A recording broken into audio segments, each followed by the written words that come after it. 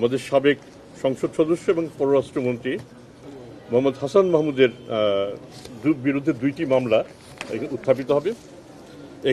একটি মামলাতে তিনি যখন পররাষ্ট্রমন্ত্রী ছিলেন সেই সময় 9টি ব্যাংক হিসেবে আমরা 29 কোটি টাকার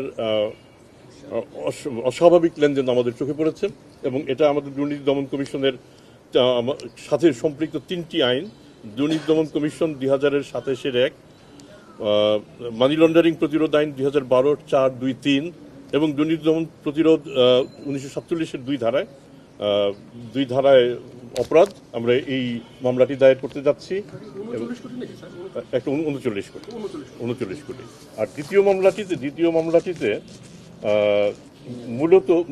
মূলত তার স্ত্রী নুরান ফাতেমা এবং সেই সাথে তিনিও অভিযুক্ত। এখানে দেখা যাচ্ছে 56টি অ্যাকাউন্টে 683 কোটি টাকার অস্বাভাবিক লেনদেন পরিলক্ষিত হয়েছে এবং তিনি যখন পররাষ্ট্রমন্ত্রী ছিলেন সেই সময় ঘটনাটি ঘটেছে। আমরা এই দুটি বিষয় আমরা বিবেচনায় এনেছি, আমরা মামলা দায়ের করতে যাচ্ছি। আমাদের আশঙ্কা এমন হতে পারে যে সাকিব আল হাসান দুদকের আসামিও হতে পারেন।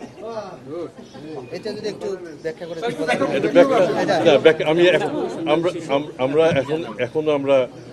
এটা আমাদের অনুসন্ধান পর্যায়ে আছে, অনুসন্ধানের পরে বোঝা যাবে।